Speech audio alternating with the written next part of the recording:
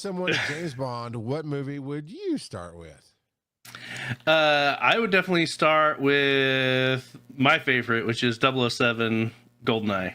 So, but Okay. I'm sure if my dad were to pick, it would be one of the Sean Connery ones. Really, it's probably whichever one you grew up with, but maybe not. Maybe you are more into 007 than I am and have a more nuanced answer. Okay, there's no such thing as a nuanced answer with 007. It's just the most put on repeat rinse. Movie. In fact, if I were to tell you where to start with 007, I say just skip and go to Indiana Jones. It's better. You want to who saves the world, Indiana Jones. What about you, Carl? It sounds like I stepped on some buttons there. No. It's actually, my answer might surprise you. I think if I'm recommending to someone new, I start with Daniel Craig. I start with Casino Royale. Okay. Well, and there's a reason for that. No. Well, no, there's a reason for that.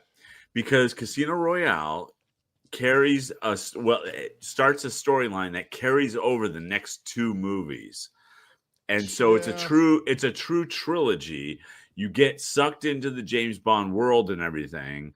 And and look, Casino Royale was good. Quantum of Solace and Skyfall were better.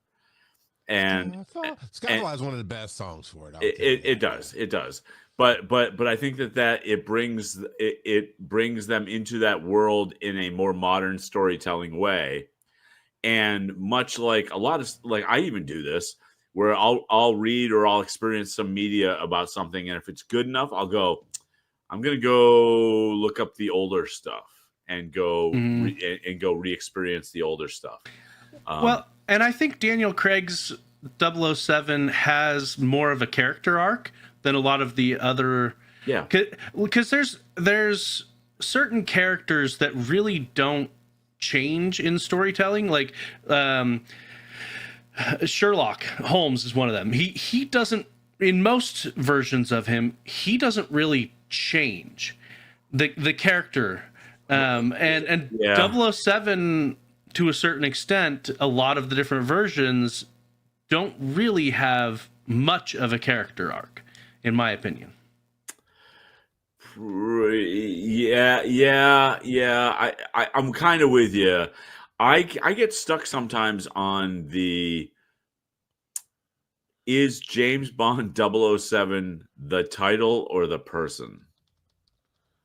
It's right? Which is to be the title. But is it? Because he's like Agent M can be swapped out. Right. Right. Well, and 007 is definitely, that specific moniker is definitely a title, but what about the James Bond portion of it? Right. And so over the years I've flip-flopped over it's a title that they use, and it doesn't matter what their real name is once they take that title. Well, I think I honestly, I don't think in the movie world James Bond's a title, but I do think in the real world James Bond's a title. So every new actor just has a new take on it. Well, no, so I guess where I'm going with that is just like we see, look, let's flip it to Star Trek, right? Where we see Captain Kirk being played by different characters depending on the media. Yeah, and they made it the universe, whatever. Right. But so and part of my argument for the Marvel movies has been you don't have to kill off Tony Stark, you just need to recast him.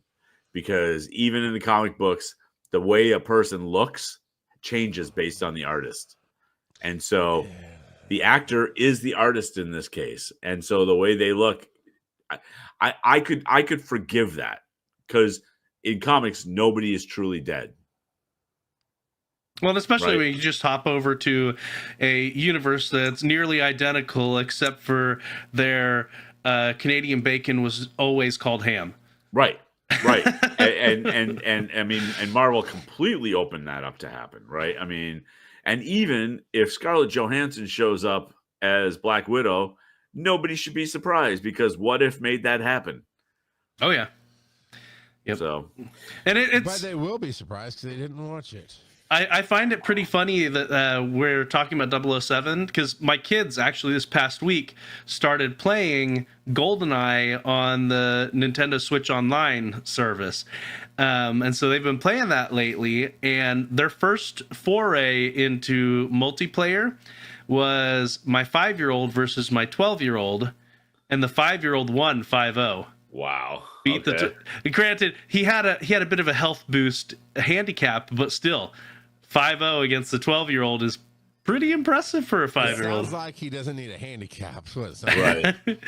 I will say just because Sean Connery had said he'd never play James Bond again, and they had to come back, so they titled it "Never Say Never." That's my probably my favorite. But you're right, Joe.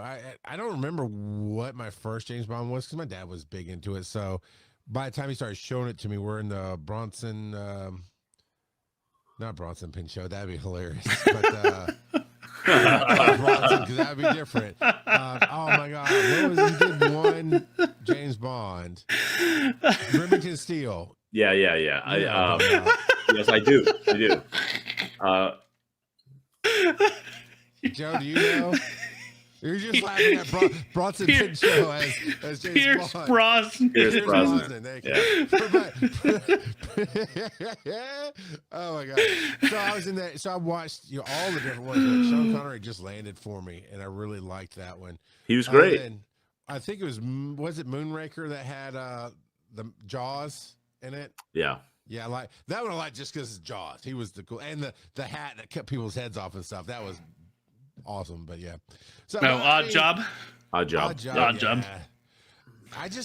But even with the little bit of this nostalgia, I was just never a real fan of James Bond. It just didn't hit for me. And then when we got into the newest series, it was all right, but it just kind of felt like I don't know. Like it was the opposite of the new Sherlock Holmes. The new Sherlock Holmes I really got into, even though I did like the original stuff I'd seen from PBS and BBC and all that other stuff when I was growing up. This just went the other way.